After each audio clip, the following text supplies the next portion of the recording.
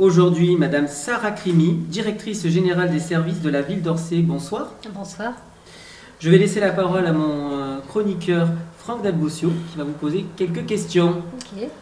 D'abord, bienvenue.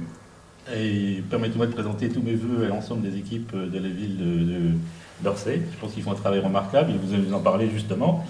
Mais d'abord, pour essayer de renseigner un petit peu tous les gens qui nous regardent, directrice générale des services, quel est son rôle? Quel est son quotidien? Son rôle et son quotidien. Vaste question, monsieur le maire. Une ville, c'est des services de proximité, des services au quotidien pour les habitants.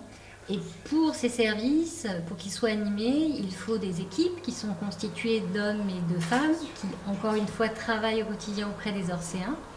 Et pour animer ces équipes, eh bien, il faut une chef d'orchestre. Et il se trouve que je suis la chef d'orchestre. En plus féminine, donc ça c'est une chance que vous avez d'avoir plusieurs communes d'ailleurs autour ont des femmes DGS. On constate la prise de pouvoir des femmes effectivement Et tant mieux. Tout à fait. C'est pour notre plus grand bonheur. Qu'est-ce qui fait un peu la spécificité des services publics municipaux à Orsay? Est-ce qu'il y a une spécificité d'abord, mais s'il y en a, laquelle est-ce? Alors, Orsay a un très haut niveau de service à la population, des équipements, des services du quotidien. Monsieur le maire disait, première ville où il fait bon vivre, c'est aussi et avant tout parce qu'il y a des services de proximité et des équipements pour accueillir les plus jeunes et les plus anciens. Ce n'est pas que grâce uniquement au maire, c'est décevant. C'est un travail d'équipe, monsieur le maire. Il faut une équipe d'élus et il faut une équipe de techniciens et c'est vrai que c'est un vrai travail. En tout cas à Orsay, qui est assez facile et le duo maire-DGS fonctionne très bien au quotidien.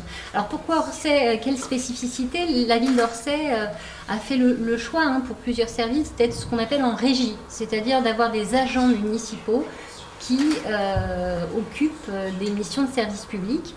Je pense au service du jeune enfant avec les crèches, je pense à la restauration avec la régie municipale. Monsieur le maire citait aussi les résidences pour personnes autonomes. Ce sont des résidences municipales. Donc c'est un vrai choix que monsieur le maire et son équipe a posé. Et donc avec des compétences, puisque à Orsay, c'est plus de 400 agents et c'est 150 métiers différents qu'il faut effectivement orchestrer au quotidien. Effectivement, vaste programme. Alors, on le sait tous, les 2 dernières années ont été marquées par la crise sanitaire. Comment les services et les agents de la collectivité se sont-ils adaptés? Écoutez, je peux dire, ça va être un mot fort, mais que l'adaptation, elle a été spectaculaire, réellement. Elle a été contrainte, très rapide. Il a fallu réagir en l'espace de 24 heures. Et pourtant, les agents, les services se sont mobilisés. On a maintenu un certain nombre de services publics pendant le confinement. On a maintenu cette ligne, cette écoute avec les Orséens, notamment les plus fragiles, tous les jours.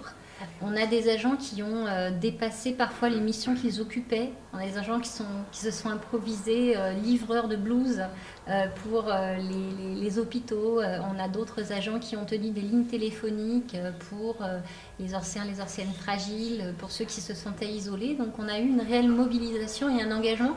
Et je crois que c'est lors de ces périodes-là qu'on se rend compte que la notion de service public et d'engagement de service public, il prend tout son sens en fait. Comment vous l'avez vécu justement de l'intérieur en tant que collectivité, un peu votre vision aujourd'hui, comment vous l'avez ressenti, vécu plutôt, pardon. Alors, je crois qu'on n'en est pas tout à fait sorti, c'est-à-dire qu'on a été obligé de se réinventer en permanence.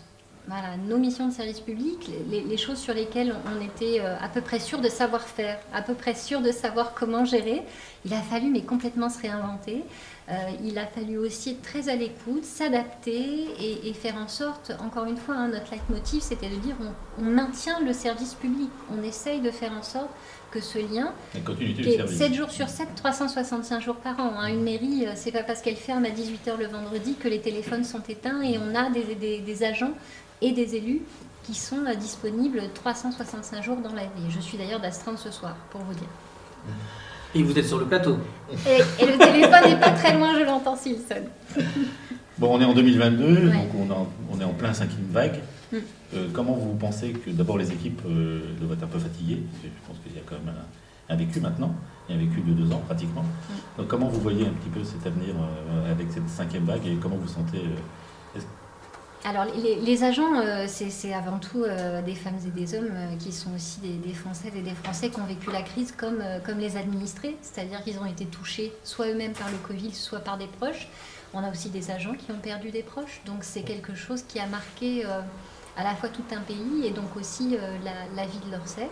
On a des agents qui, pour certains, oui, sont fatigués, comme beaucoup de Français, en disant il faut se réadapter dans nos professions systématiquement, donc ce n'est pas facile.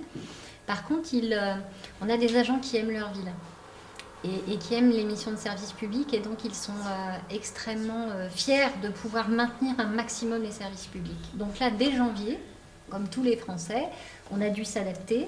On a également, et on le voit, des classes qui peuvent fermer, des services qui peuvent être un petit peu ébranlés par des présences. Donc c'est une gestion au quotidien, avec Monsieur le maire bien sûr, avec les services également, avec pour seul objectif, je le redis encore une fois, d'essayer de tenir les ouvertures de services publics le plus possible.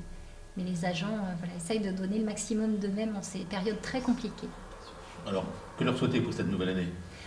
Alors je dirais que je leur souhaiterais la même chose qu'aux Orséens et à tous les Français, c'est d'essayer de profiter au maximum des siens et du bonheur simple d'être avec les gens qu'on aime. Monsieur le maire, un petit mot à rajouter par rapport à tout ça ? Non, mais je partage tout à fait ce qu'a dit Sarah Crimi. D'ailleurs, l'idée du prix partagé de la commune où il fait bon vivre, c'est un peu l'image de la voiture. Les élus ou le maire, c'est le conducteur, donc on appuie sur les pédales. Mais dans une voiture, si vous appuyez sur une pédale, qu'il n'y a pas de moteur, qu'il n'y a pas d'essence, on ne va pas bien loin. Ça marche pas. Voilà. Donc j'espère qu'on ira le plus loin possible dans ce tandem qui fonctionne très bien. Sarah, merci beaucoup d'avoir accepté de venir parler sur notre plateau. Je vous en prie, c'était un plaisir. Et puis, messieurs, je vous propose de recevoir notre deuxième invité. Merci Sarah. Merci. Merci à vous.